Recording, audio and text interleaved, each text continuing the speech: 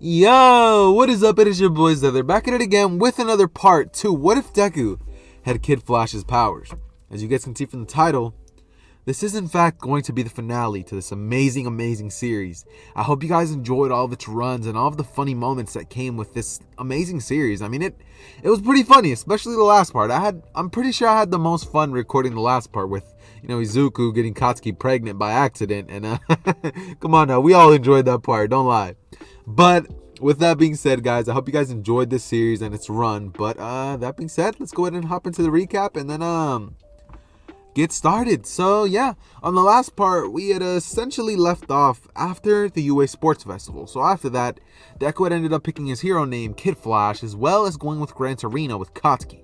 That's where Deku ended up, having a little bit of a study session that actually ended up going a little wrong. And, it led to a couple things, changing in the story.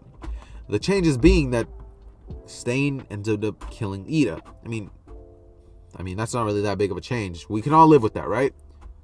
Yep. Okay, good. Anyways, and because of that, the one bad repercussion, I guess, is that since that never happened, Stain doesn't get caught. So Stain doesn't get caught and Ida dies, meaning that Stain is actually going to be with the new leader of the League of Villains. This person, you guys may all know him, but you guys may not know why I chose him or, what I'm doing essentially. But with that being said, let's go ahead and get right back into, the Forest training arc, right where we had left off, right when, their first day had finished and they were on their second day of training. So on the second day, Deku would essentially just be having a little bit of combat training as well as speed training, just running around trying to increase his endurance when he's using the speed force, I guess you could say. And that's essentially all he does for the rest of the day. We're going to go ahead and skip all the way until the end when Deku's just with Katsuki, making some food along with all of his other classmates. As he then notices that, Koda, the little kid, is just going off by himself. Deku would grab himself a bowl and Koda a bowl as well, as he would then go over there, blitzing over there to Koda as the food would then fall and he would be like, as he would then drop the bowls and then rush back to get two bowls before anybody could see. As he would then walk to Koda this time, as Koda would just be sitting there, crying. As Deku would see what's going on with Koda, Deku would approach him as he would say, "Hey, are you okay? I don't mean to bother you, but, I can't exactly just let you be here by yourself." As he would sit down next to Koda and say, "Hey, you hungry?" As Koda would then look at him and say, "What the heck do you know? Get out of here, you hero. What are you even doing here? Why would you follow me?" As Deku would just say, "Well, to be honest with you, kid, I know about what happened. I know about your parents. I actually used to really like your parents growing up. The water hose heroes, they were pretty amazing, and it was pretty sad seeing the way that they had to go, protecting civilians and trying to take down a villain who was just a little too strong." As Koda would sob, as Deku would just look at him and he would say, it's okay, Koda. You're not facing this alone. Okay? I'll help you get better."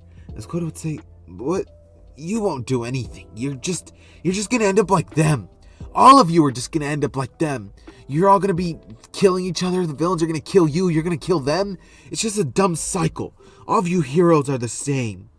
As Muscular would come in out of nowhere saying, "Hell yeah, you got that right. The villains are definitely going to be killing the heroes. And I'm going to be starting with this one today." As Koda would look at Muscular, she would be like, "Who are you?" As Muscular would say, "I think I might have known your parents. I had a little bit of a tussle with them. They were actually the ones who ended up giving me this eye." As Muscular would then crack his neck in his fist, as he would then say, "Now then, why don't we get started?" As Koda would then look and terrified at Muscular, as Muscular comes in to punch Koda, Deku would just smile as he then grabs Koda and moves him out of the way. This is when he would take Koda back to camp, as he would then tell Koda that everything's going to be okay. So he would rush back and take down Muscular in a matter of seconds. He would pretty much rush back and punch him with a sonic punch, as Muscular would be flung into a different mountain, as Muscular would he'd be out cold to say the least. After this, some other things would be occurring. The new leader of the League of Villains actually wouldn't be present this time. And at this point, it is when Stain is actually, in the forest, causing a little bit of havoc. As for the flames, well, Dabi would still be doing that because, he's really out here. So, then we got the rest of the villains, characters. As, we're going to go ahead and have essentially what had happened on the last part. Now, when the Dabi clone ends up fighting, Aizawa, he turns into mush. And that is by the time that, Deku would have rushed through the forest, just blitzing around, trying to see if he could see anybody. He would see Shoji and Tokiyami, as he would then run around, Tokiyami, and basically hit Tokiyami with a lightning bolt, causing Tokiyami to, have his dark shadow go back and be under control again. And this is when he would basically grab them and ask them if they're okay, as they would say, I don't know, as Deku would take them both back to camp. This is when Deku would find Bakugo and Todoroki, as he would then ask Bakugo if he's cool.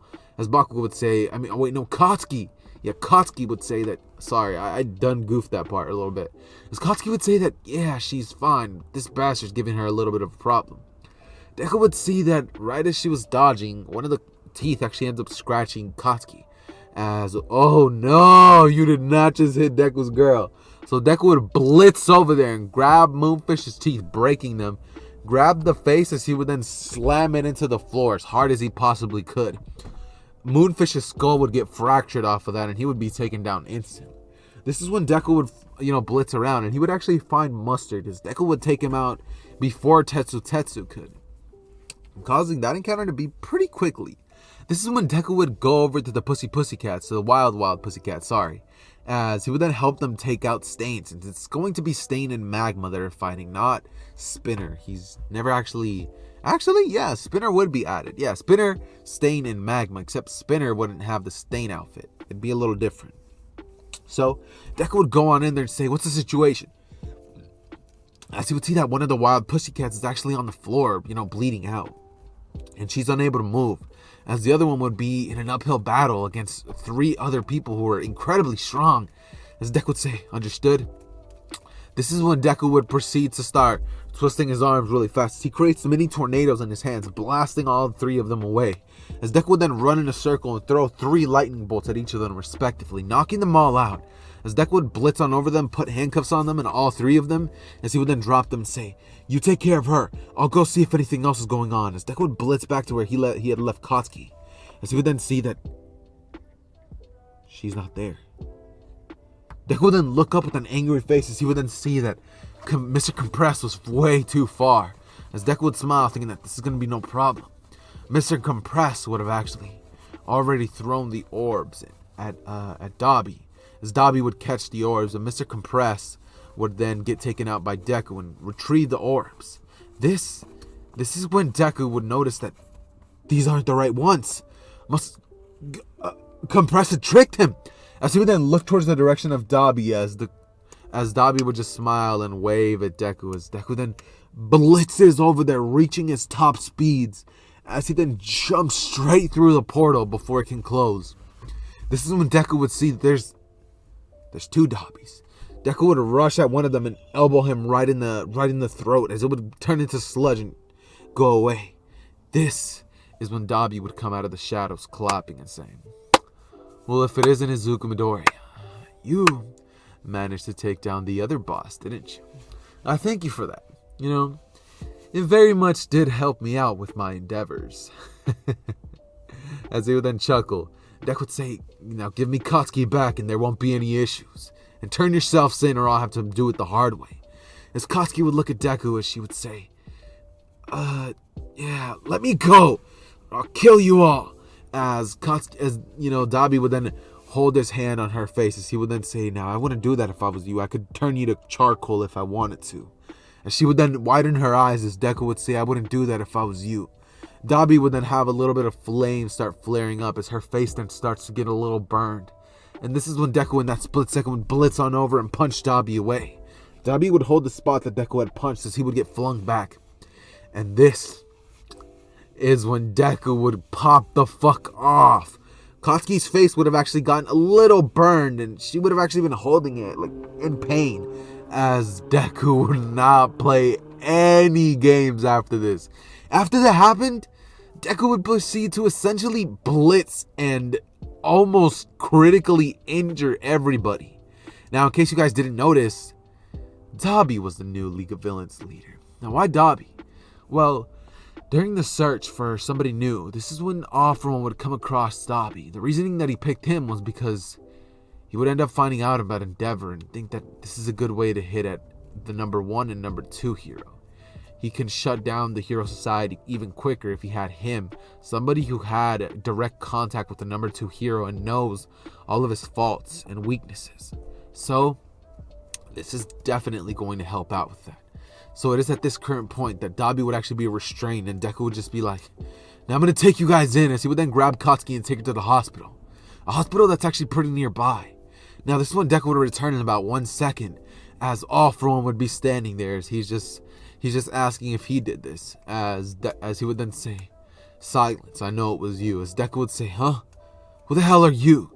As All For One would then say, I'm All For One, as he would then reveal to Deku who he is and who that was. Dobby's Endeavor's son, as Deku would just look at him and say, what? No? I already know Endeavor's son, you're lying.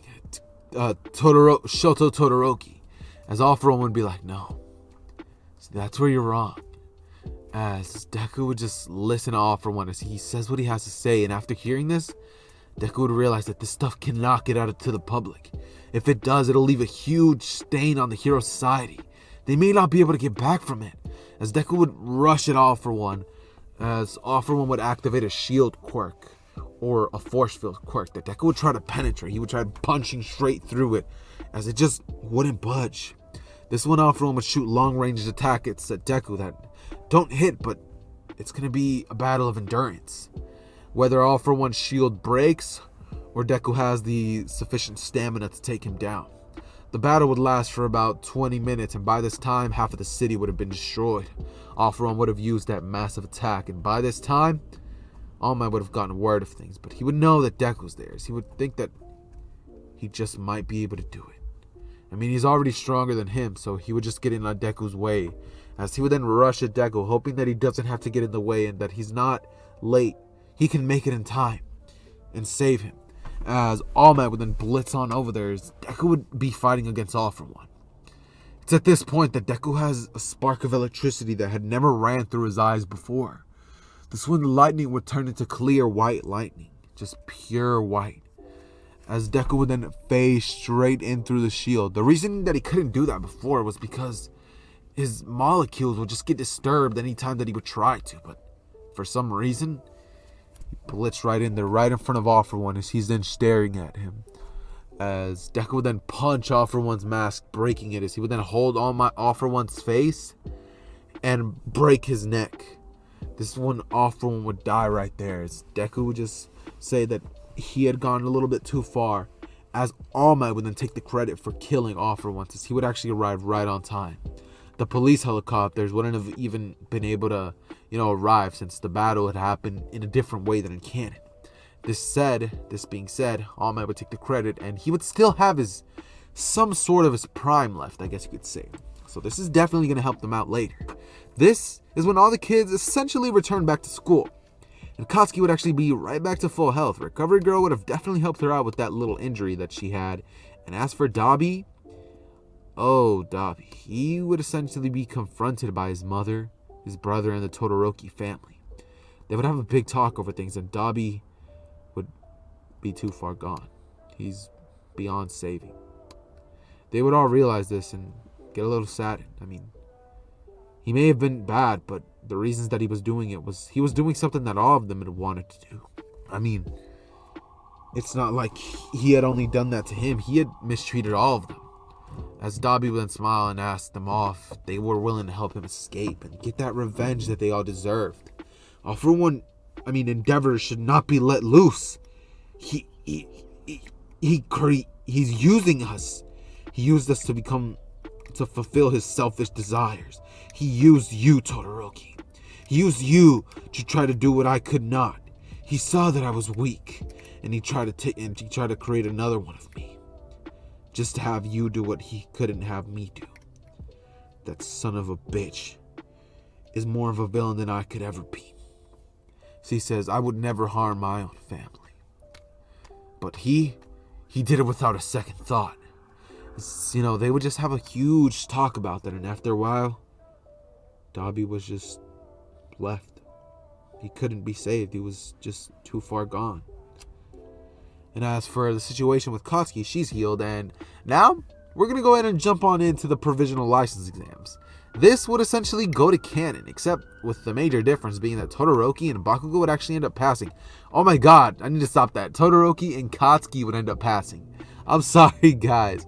So, Todoroki and Katsuki would end up passing, except only difference being this time is that when that Izuku Midoriya clone, or that kid with the earthquake quirk, would come in and say hi, and he would say hi to Katsuki, he'd be a little too friendly to her, as Deku would have blitz in front of him and have the white lightning streaks just blitz in front of him as he would sensei, what are you trying to do? As, he would say, oh, don't worry, man. Don't get jealous. I'm just trying to say hi. As Deku would flick him, as, the electricity would go straight through his body, shocking him and weakening him for the thing. So this time, that kid's actually going to end up failing because Deku rendered him pretty much useless during the test. So that earthquake never happens. So, in terms of this, Deku ends up bodying Gang Orca, and Gang Orca is just ultimately stunned. He's like, what the hell? This kid, he took me out in like 2 seconds. What the heck? That's insane. As, Deku would essentially go through the provisional license exams. In terms of, the other stuff, well, that actually wouldn't end up happening.